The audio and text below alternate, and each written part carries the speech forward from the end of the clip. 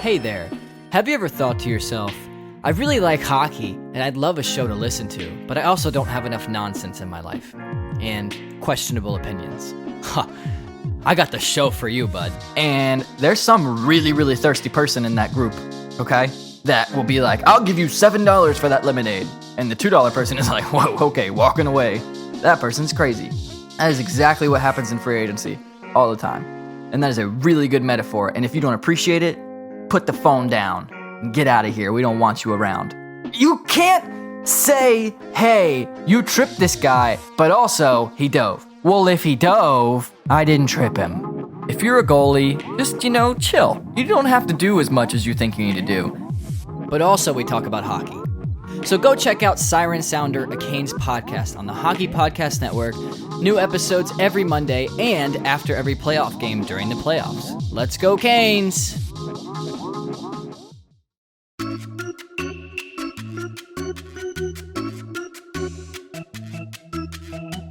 Welcome to episode 70 of The Discussion. 5 minutes, gonna take a swig of coffee. Matt just woke up. He was a bad brother discussion today.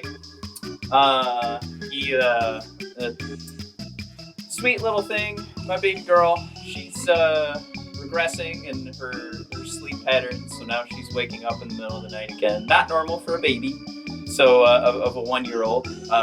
So we're trying to figure that out, and that's why Matt just woke up. So Mike, damn it! Thank you so much for taking care of episode 70. We're gonna keep rolling. If you want to find the Discussion 5, find them at bodpodcast.com and brothersofdiscussion.com, where we also do pro wrestling coverage once a week. You can find us on Twitter at BODHockey for this show, at BODPodcast for the pro wrestling show. We have an Instagram that's brothers_of_discussion. And we have a nice little Facebook group. Again, if you want to follow us for some pro wrestling coverage, it's called Live Wrestling Discussion with Spoilers, brought to you by BODpodcast.com. We're also here thanks to, as you heard at the top of the show, the Hockey Podcast Network, as we've been giving everybody a bit of a tour around the Hockey Podcast Network, especially with the start of the playoffs. It's important to know that there are so many shows that we offer you here on the Hockey Podcast Network, and we're having a great time.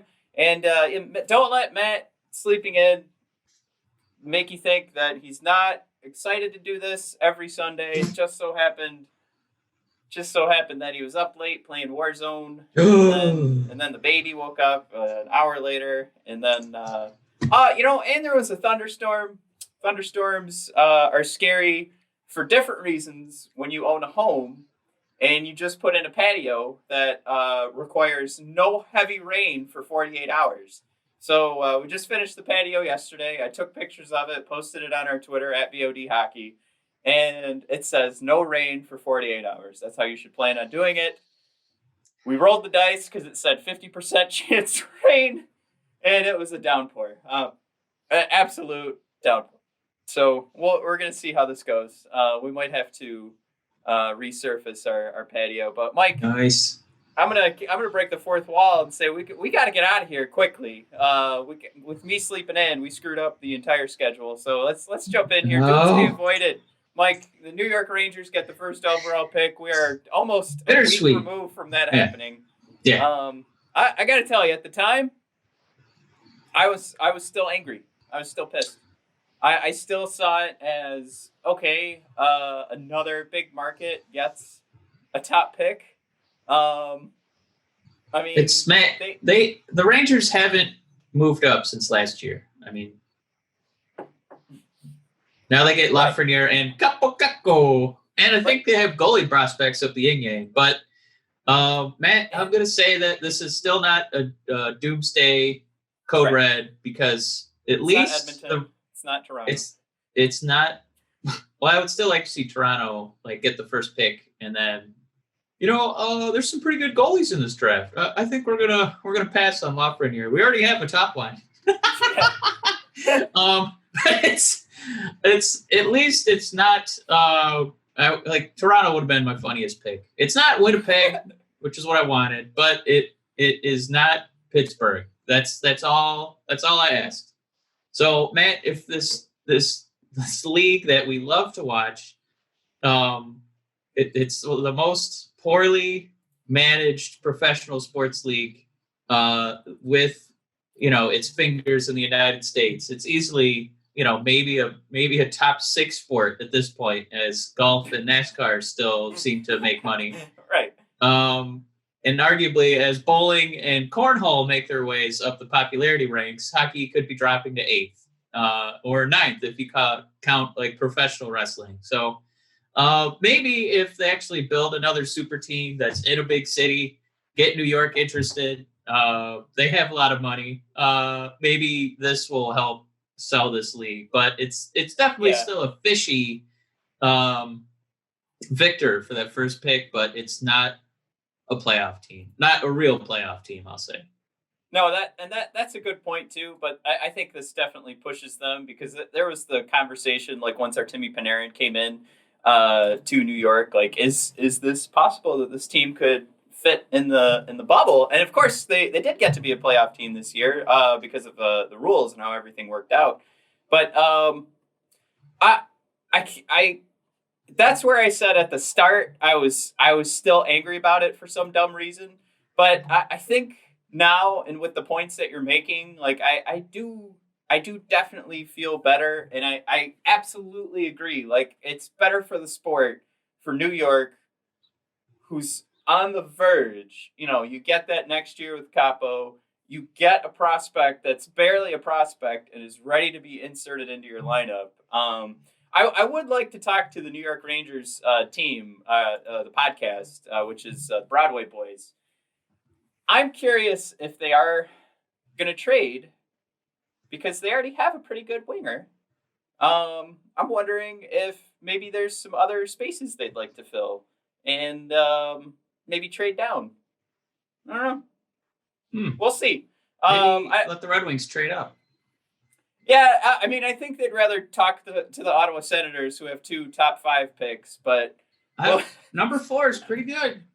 And I've heard Franz Nielsen is on the trade block, so I don't know. I don't know. What a vet in the locker room. You don't want to miss out on that. Matt, go for it. The other big bubble news. We gotta keep rolling. Yeah, Tuukka Rask. Ping on. Good for him. He said he's got better things to do, and he had a post, and it didn't. I wouldn't say it was a rousing round of support from the Boston management. They just said Tuukka Rask has issued a statement. They just pasted like his Instagram post where he said, "Yeah, I'm going to be with my family instead of this ridiculous, fanless tournament." He didn't use the word ridiculous. I did, but good for him. It's got to be a little weird to just not be with your family for weeks and potentially months at a time. For a Stanley Cup that is definitely going to have an asterisk next to it. Right. And he's got a new baby. This is the thought that popped in my head. A lot of people were wondering, like, what does this mean for Tuukka Rask and the Boston Bruins? Don't ask that question. This is about mental health and family. It's not about, like if you're asking that question, you are so far off, like, from humanity at this point. You are purposefully forgetting that Tuukka Rask is a human being. Like, you are qualifying him as this other thing that doesn't have the same problems that you have. They have the same problems. They just have to be super talented at hockey. The thing is, though, Tuukka Rask is established in the league. I'm scared for all the guys that also want to do this that aren't Tuukka Rask. And Mike, I wanted to bring this to pro wrestling when I thought of this yesterday. How many guys have, in pro wrestling, have fought through injuries because they don't want to lose their spot? Like, there's guys that probably want to go home and they can't because they're not at the level. And I'm nothing against Tuukka Rask. I say go for it. Get the hell out of there. This is not the best situation for you right now. But that's where I'm worried. I'm worried about all the guys that will, or that want to leave, but they feel like they can't, and they're like killing themselves right now. I mean, if they make it to the Stanley Cup Finals, we're talking about another couple months of being in this bubble, and they can't see their family. It's just, man, Yeah, he's got it relatively easy because he's got guaranteed money coming. He's already got the resume where he's not gonna not have a job next season. I think that's a really good point. And then not quite on the same level, but I do like that he waited to make sure that Boston was up in the series before leaving.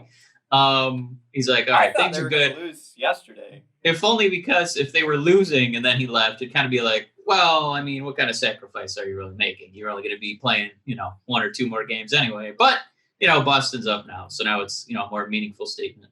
I mean, it's that series is almost over, too, with Svechnikov seeing his leg snap in 8 places yesterday. Oh, Jesus. Yeah, it was rough. It was disgusting. I'm sorry. I mean, here I am, pleading for humanity. Come on, man. That's disgusting. Clean that up. Thing. Ew, it's gross. Yucky.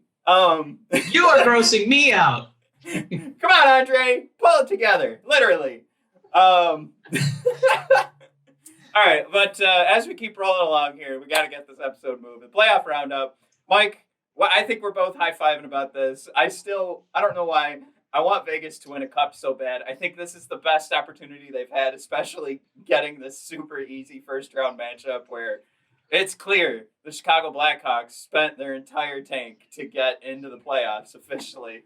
Yeah, they're those Hawks are cooked. I know absolutely. Hawks are normally a predatory bird, but they are next to some balsamic glazed apples and garlic mashed potatoes because those Hawks are done. I just every time I see Marc-Andre playing well again, it just warms my heart to know that something else went wrong for Pittsburgh. What? You know what? I'm kind of mad at Vegas fans right now. So Vegas is playing Robin Lehner, and the fans want Robin Lehner to be the full-time starter. And this is their big controversy. As a Red Wings fan, I'm watching this from the outside. What are you talking about? Marc-Andre just won. Yeah, because they're playing back-to-back nights. Yeah. So they get to close. No, you're 100. This is it. This is all Vegas has been arguing about. You're right. This has been the argument since day one. So when we had Dave Aikman from the Vegas Nightly podcast on, that's what we talked about, and he was even at a loss. He's like, "Well, who do we play? Do we play the guy who's got the track record, or do we play the guy who?" I mean, for all intents and purposes, you're almost arguing, do we play the better guy? And I think Marc-Andre Fleury just proved last night, I think you could insert either one.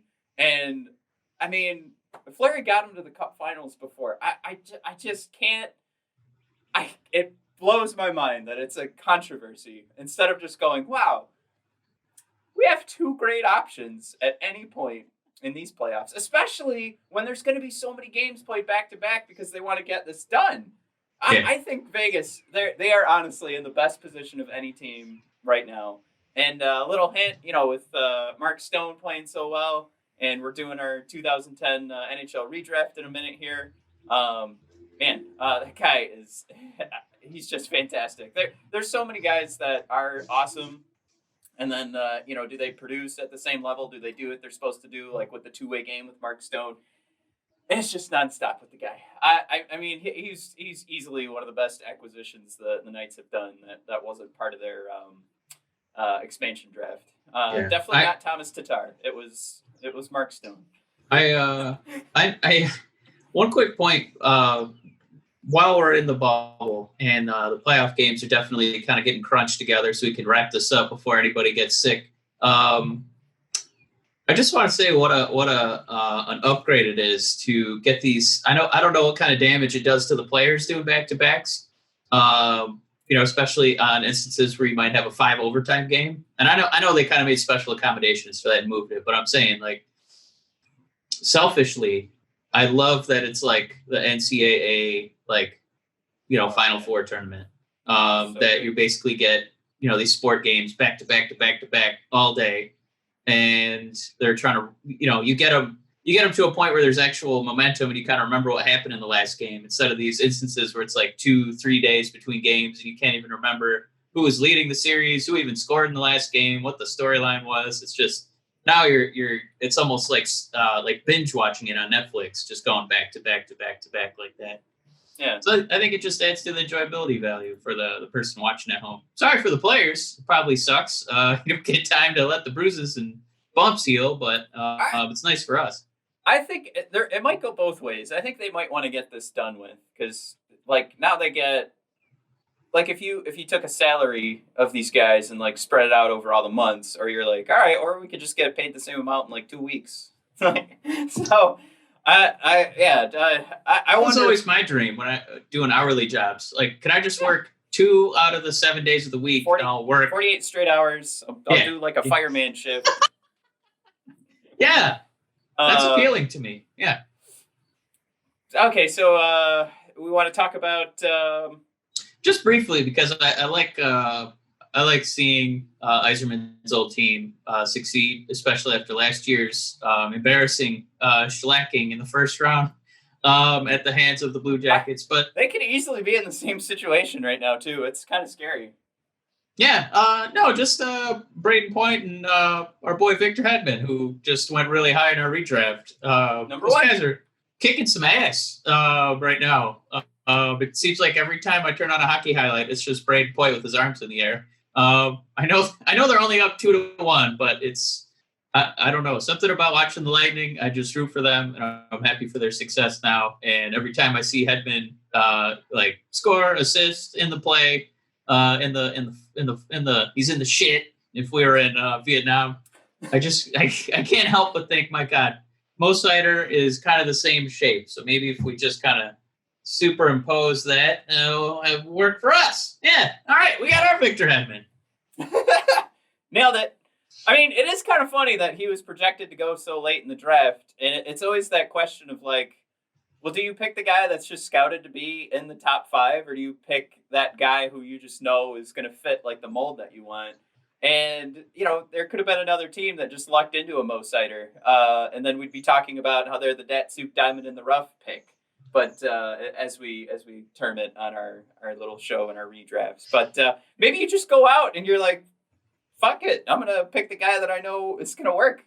All right. And Mike, did you want to touch on little Gus being in the playoffs and playing his little heart out? And well, I had a question for you. I was watching some Carolina hockey, and those alternate jerseys. I don't know what's going on there. But in Detroit commentary, I swear to God, we called him Mrazek.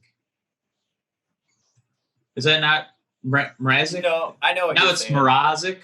Yeah, because I listened to the commentary team for the the national audience, and it was Mrazek like 5 or 6 times. Yeah, I think it is Mrazek. I'm still stuck on that because that's what we used to say when he was over here. I don't know. I can't make a hard fight because I feel like every now and then I find out there is a name I've been saying wrong. I mean, there's song lyrics I've been saying wrong since I was a kid, so I wouldn't be surprised if we were wrong. But yeah, it's Mrazek. Come on, Ek. Yeah, there you go. Yeah. A couple other Red Wings are on the ice. I don't nobody's really lighting it up except for maybe your boy Nick Jensen. They're his Capitals, they're kind of getting hammered right now. I asked you before the show, why is Kovalchuk still why isn't he a healthy scratch yet? But he's out there, man. He's on the power play, and somehow the Capitals getting bombed. Nick Jensen is still with no points, only a -1. So I just want to say bravo to him. Because he's not about getting on the stat sheet. He's a defensive defenseman. Yeah, and by God, he's only given up 1 even strength goal. So good for him. Yeah. I mean, especially like with the losses the Caps have taken right now, that's actually kind of surprising that it's just a -1. I mean, if there's a fun team to root for right now, I think it's the Islanders because they just look like they're playing scrappier. We also might be in the situation where Washington's like, oh, we just won the Cup a couple years ago. Same thing for St. Louis. We just won the Cup last year. You guys didn't have it. We had our turn. Yeah. You can have this fake Cup. Nobody cares about this year. Kind of thought Boston was going to do that, but no. All right. So, Mike, you're talking about Nyquist lighting it up with his 2 assists, but Another thing we like to light up is our nutsack when we're cutting it with our Manscaped Lawnmower 3.0 and that beautiful LED light. Mike, I got to tell you, working on that patio, nothing has made it more of a pleasurable experience, a non-sweaty Brillo pad experience. You can just, really stretch it out. Oh, look at mine right now. Yeah, you can wear tight pants and stuff and get it done and not have to worry about good. Too much heat getting trapped down there because you're cut and clean with the Lawnmower 3.0. Mike, 18 months spent perfecting this thing. It's the third generation. We're talking about that LED light to light up where the sun don't shine, that 7,000 RPM motor. We've got the beautiful charging stand so that when you've got some lovely ladies coming over, they know that you're well kept. Show it off loud and proud, the Lawnmower 3.0. And don't forget, you can get 20% off with promo code THPN. Support the show, support the Hockey Podcast Network by purchasing your Lawnmower 3.0 at manscaped.com using promo code THPN. That's 20% off and free shipping at manscaped.com. Support the show and the network. Woo! All right, THPN. Yeah. I can't say it enough that every time I use it, I'm always shocked the next day that I don't have the scratchies down there. Or Manscaped, if you tried to do a little, groundskeeper Willie down there, there was always like 1 to 2 weeks of really bad scratchies, and that doesn't happen anymore. So Manscaped, thank you. You've made a difference in my life. But Matt, 2010 NHL Draft. Yeah. We got the year right, 2010. Woo! All right, just got to get it right I changed the notes. So we're going to get it right when we switch to doing the redraft. But Mike, we usually take 40 minutes to do this. We have 20 minutes. So let's roll through this. We've got 30 guys that played 500 games. We have as this goes along, we're going to have less people making this, obviously we have less people making this list. And what we're trying to measure is just how many guys are actually becoming like full-time NHLers. So at least we know like there's 30 guys that were like from draft day, they became a top prospect and found a spot in the league. 30 guys. Scouting department winners. Mike, do you want to take over here? This was a tough draft to do this, if only because there were a couple teams that had guys who, because our criteria is, it's not just who got the top pick and got the top player. It's, you drafted a couple of guys who were meaningful, played a couple hundred games, a couple guys who played a couple hundred games. And I know it's kind of cheating just because Carolina had, kind of a good spot to draft from. And these are like their top 2 picks basically, but you're going to find out, you might be Vancouver, and you might get, the opposite situation of this, which is absolute dog crap. But Carolina, Jeff Skinner, Justin Falk, 2 guys contributing today to the NHL. And Freddie Anderson at 187, arguably a Datsuk Diamond in the Rough candidate. He would not win, though, man. There's a slightly better candidate. He's a candidate. He's not a winner. Like 1 pick before. Yeah. Those are.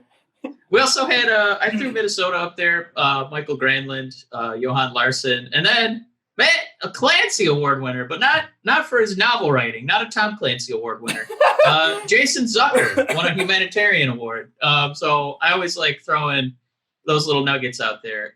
The one thing the NHL does right, Matt, is trophies. Stanley Cup, really cool. And then when they go to the links, to have like a gentlemanly award, or in this case, a humanitarian award. So I like when they do stuff like that. I had Carolina and Minnesota up there. And as I alluded to earlier, there was one team that just absolutely crapped the bed. It felt like everybody in this draft had at least 1 or 2 players play, 100 games or so.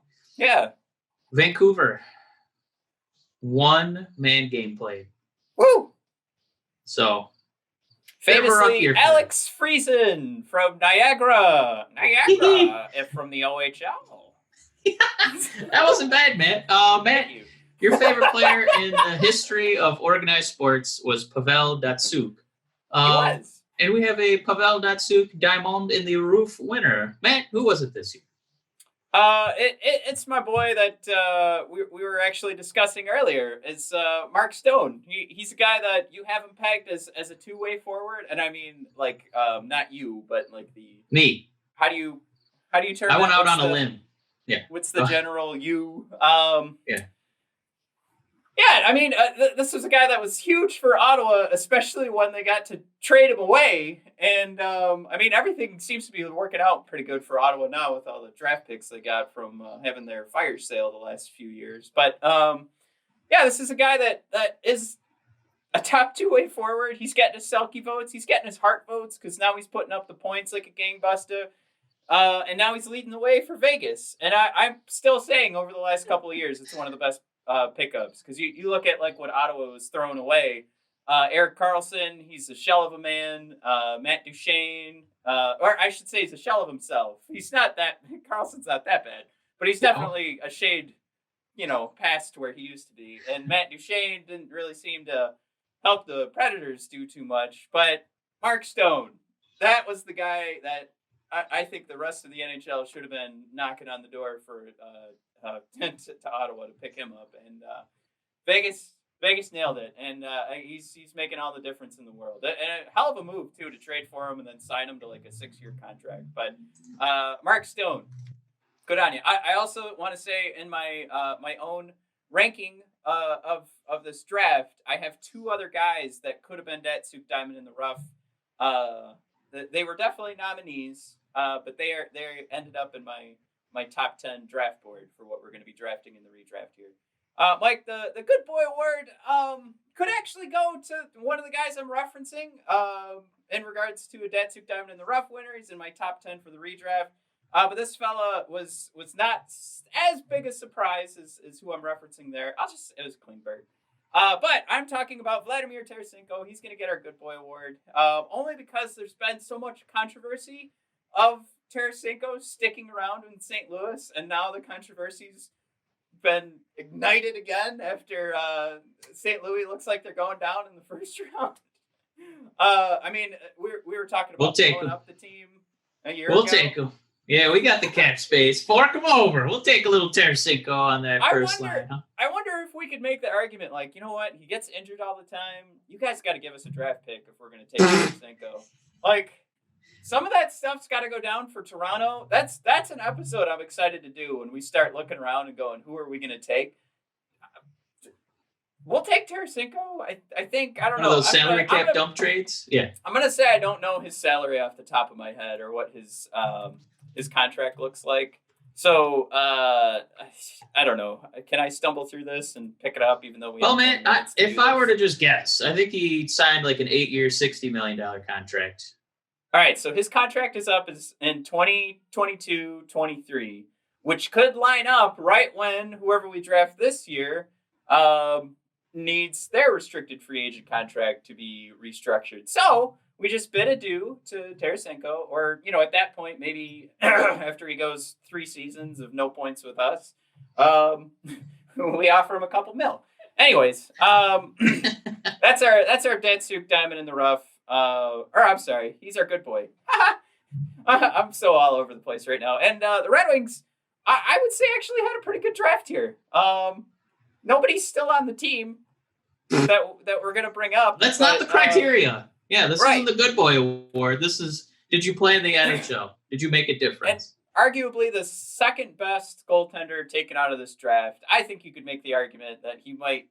I mean, statistically, they're like neck and neck, which would be Peter Mrazek and Freddie Anderson, who we've already mentioned with Carolina Hurricanes.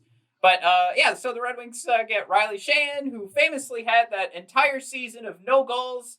And I went to the last game at the Joe where Riley Sheahan scored 2 goals. Not 1, but 2. Oh, God, I swear, if he had gotten like a hat trick that night, I'm going to remember that for the rest of my... Like, somebody asked, what are you going to remember forever at Joe Louis Arena? I'm going to remember that last game where Riley Sheahan scored 2 goals and the arena just erupted.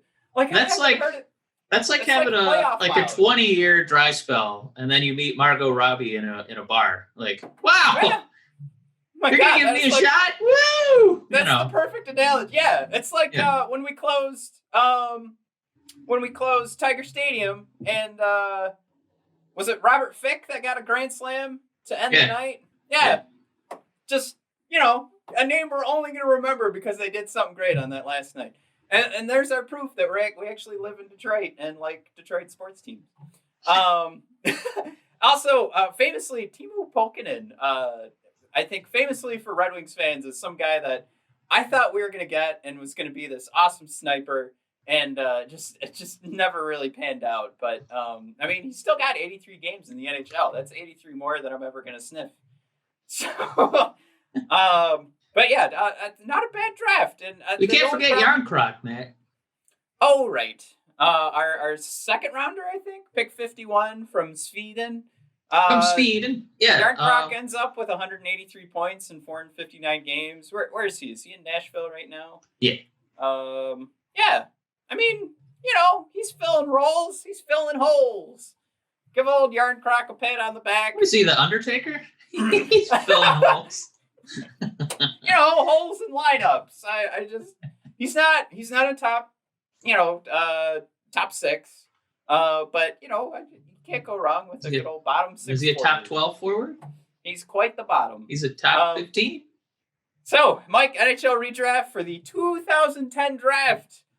You ready to get rolling? I think that I went first last time. I think that I already know who you're going to pick, and I'm going to be pissed because I'm going to have to reset my whole board. But Matt, I think you get to go first. Do you want me to really mix it up? Yeah, if you must. Yeah. You must. I kind of don't want to because I'm going to look like an idiot. But you got to bail out the Oilers, man, who originally took Taylor Hall. This is a great point because the Oilers, as we just saw, got 9 points out of Connor McDavid, but still couldn't stop. They can't stop anybody. So let's do this. Let's help the Oilers out, and they're gonna, instead of taking Taylor Hall or even Tyler Seguin, Mike, they're gonna take John Klingberg. The two-time Norris. The two-time Norris. He's now the number one pick in this draft. Matt blows up the draft. Going to Edmonton. Everything's going to hell in this draft board. I even ruined my own draft board just to have some fun here. John Klingberg going first, going to the Oilers. Mike, now you can have some fun. You might. Right. You're just gonna send Seguin back to Boston. Boston couldn't wait to have Tyler Seguin. I don't know why I have so much trouble with that name. They couldn't wait to get rid of him, and I'm not going to make them do that same trade again. So I think they want a guy. Oh God. I think that they're going to make it. They're going to make a little move, man. So the top 2 point getters in this draft, they are dropping because Matt, the 6'4", 219-pounder superhero of your Las Vegas Golden Knights, Mark Stone, is going second. Oh, I love it! Oh my God, this is great. Yeah. In this town, we got a special place for Lady Bangs and Selkie boys. And this is a Selkie runner-up. This is a Hart runner-up. Matt, he's kicking ass in Vegas. He's taking them to the goddamn Cup Finals. He gets basically a point a game. He's got some wild man hair going. I don't think you can go wrong with Mark Stone, man. This is a big upgrade. I don't think that they're going to want to trade him. He's not a head case. He's a leader. He's a point scorer. What more could you want, man? Well, this next one is I'm sending someone down to Florida, and this is where your career goes to die. So, Erik Gudbranson is like, woohoo! I'm free, free bird. I guess at this point I need to just go to the draft board because even I should have had him go number one. But it's Tyler Seguin. He's gonna head down to Florida. There's no argument that needs to be made here. Florida man. Seguin. Yeah, slam dunk. This was the number one guy on my draft board. I'll just say he's going third, but that's what we got. So, Mike, you got the Blue Jackets, number 4. who took Ryan Johansen, who's now Not bad. golfing with the rest of his Nashville Predator buddies. Golf is quite the hobby. Matt, are we really going to let a former Hart Trophy a former Hart Trophy winner drop this far? Candidate. You know what? All right, he had one. Send him to Columbus. He had one magical season for the Devils. Come on. He had one magical season, man. Are we gonna really let him drop out of the top four? God damn it, Matt! For one season, that's what you get. You get one season of Taylor Hall. He got hurt the next year, and he was a point per game guy. I mean, the Hart Trophy is pretty cool. Mike, you got 10 minutes. You're the one who needs to get out of here. Wrap it up. Matt, I hope you're ready to blow up this board. Because going number 4, I'm taking Jeff Skinner. Woo! Oh, my God. I don't care. All right. I don't even care. I don't care about one 93-point season. You know what? I care about a guy who had 3 63-point seasons. Okay. Man, he plays on Buffalo now. I feel bad for him. I want him to move to Ohio. That's what I really want. They wanted a damn center. They're going to get a damn center. They passed on some wings. I'm not going to reward them in this redraft. You can have a decent. I see you already typing your pick in there, Matt. You want to think it over a minute? No, I'm good. He only had one excellent season. Jeff Skinner is he's consistent. All right. He's not just one. No, mega yeah, pop. You're right. Okay, this is Taylor Hall.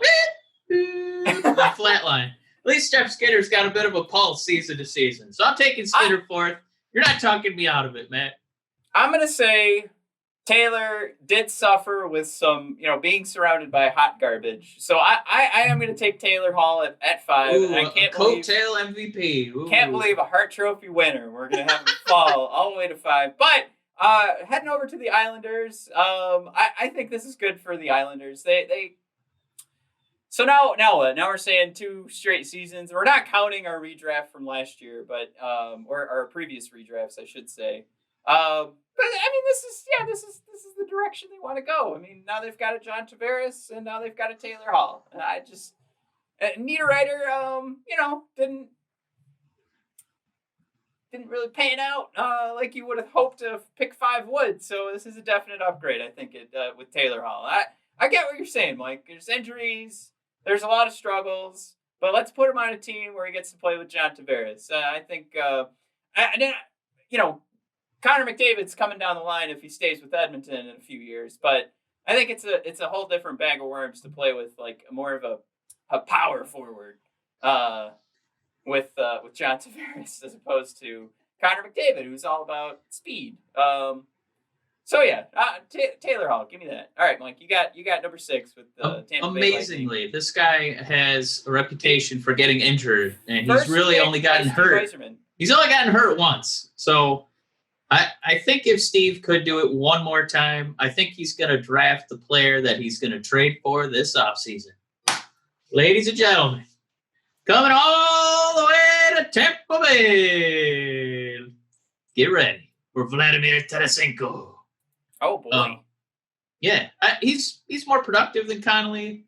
An all-star, Matt. I know you care about your Hart Trophy. Ooh. He was up there for voting. He didn't win, but he was up in like the top 10 or 12 or some, or 14 or 15. But he was up there. He's getting votes. But before this season, where he had some boo-boos, the year before he was still basically a point-a-game guy, and he was still playing 76 games, 80 games, 82, 82, 80, 77, 64. It's a guy who puts pucks in nets. Going back to back, 37, 40, 39, 33, 33.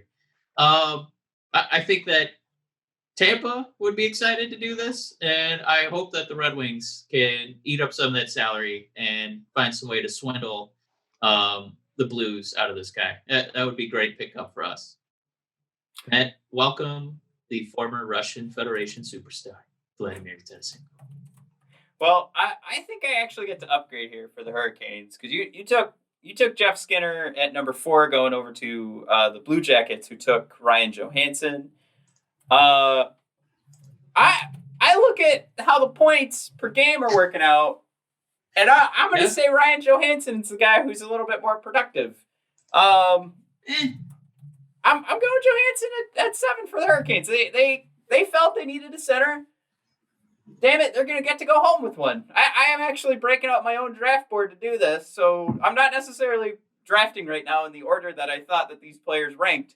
But let's keep Ryan. Let's keep him in the top 10. Ryan, you're going over to Carolina. We'll see how that works out instead of fade favorite in Carolina, Jeff Skinner. But I think the same result would happen. We're just going to go from Jeff to Johansen. Mike, you got number 8. Sorry, I'm kind of rolling through this stuff. I mean, they're arguably had the same careers in regards to points. One of them is a little bit more sound defensively, which I would also say is Ryan Johansen. But you do have a few more penalties coming out of Ryan. He's a little bit scrappier than Jeff, a little less responsible. But I think overall they're pretty, interchangeable. But I like Johansen more than I like Jeff Skinner. Matt, there's a gentleman by the name of Jonathan Bernier, who plays for the Red Wings, and we consider him a modern day superhero. Yeah. Because he's able to just take bags and bags of garbage every night and somehow carry it to victory sometimes. This player that I'm taking, we can only do this in a redraft. Because ordinarily you can't take a goalie this high. But you're allowed to, now that we have the crystal ball and you can see how it pans out, I think Atlanta, they need a little something they can trust. Oh boy. In that net. So I'm going to do trust. It. What a strong word. Say it. He's up there for the Vezina Mike, a couple times. Minutes.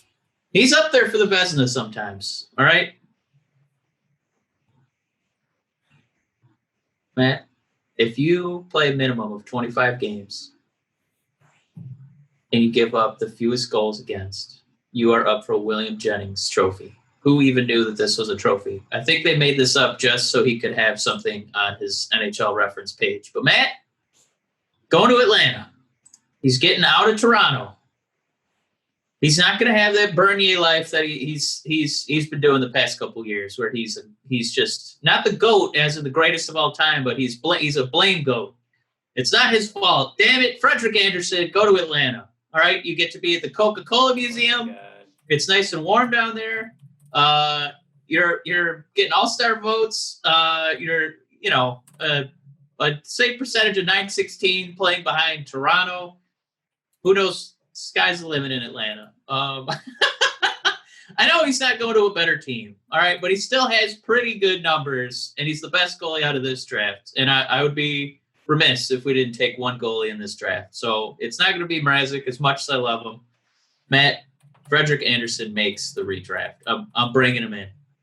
You know what? It might be because I played a couple fantasy hockey leagues where we counted saves, and he would just get peppered with shots every single night playing behind Toronto's defense. And he was basically an MVP in fantasy hockey for me. So, Frederick, thank you for helping out my fantasy team. I'm doing you a favor by putting you in this draft. Congratulations, Freddie. I'm going to stick with centers when I'm drafting number 9 for the Minnesota Wild, who took Michael Granlund. I think I'm giving them a bit of an upgrade. I think maybe I'm just judging it by the team overall success of where Kuznetsov ends up going. But Evgeny Kuznetsov is going to go number 9 instead of heading over to Washington. I think this is a good match position-wise. I think this is a good match style-wise. And I think Kuznetsov does a little bit more than Michael Granlund's able to do in Minnesota, and he becomes less trade bait and more of a piece that's going to help this Minnesota Wild team actually go deep into the playoffs, maybe actually do something, since they took Parise and Suter away from the Detroit Red Wings and did nothing with it. Evgeny Kuznetsov going to the Wild. Mike, number 10, Dylan McIlrath, who is under contract with your Detroit Red Wings, I think, right? He's still under contract. I think technically he's still employed. Goodness gracious, we're getting to the nitty gritty here. There's so many average directions I can go in with this. You could go in a direction of the guy who's number 5 on my draft board, because I thought I'd make it easy since now we're 1 minute past when you needed to get out of here. I'm making it easy for you. Matt, who's on your draft board? Let me see if I agree with you. I could display my draft board. I have it written. You're the one who has to say it. Who is it? Cam Fowler. Really? That's who I was gonna pick. Cool. Oh. So I went to college with his junior line mate. So I've always had a warm, soft, fuzzy spot for Cam Fowler. So I'm actually still friends with him on Facebook. So technically, I'm pretty cool. Yeah. This guy, he has a pretty. I know we don't give a hoot about plus minus, but it was kind of cool that when he was a young puppy, his first 2 seasons, -25, -28. But then after that, he just kind of figured it out. Boop, boop, boop, boop, boop, boop, boop. Like -4, +15, +4, -8, +7, +3, -14. And then this year, he was even. So I like when, he's just young. He's just a kid back then. He didn't understand what hockey was. But now he's a grown-up, Matt. And a pretty reliable defenseman. That's just funny that you had the same guy picked. So he moves up in this draft, but I don't know. Matt, was he the 2nd or 3rd best defenseman out here, just behind Klingberg? I would say so. I think either one of them had a pretty good shot at being. Klingberg's easily a top 2. Fowler's, I think you would want to label him at this point as a top 4 defenseman, depending on which team he's on at the particular time of their success or failures. But, I think easily these guys are the top 2. And this was something where I remember talking about Cam when he was coming in.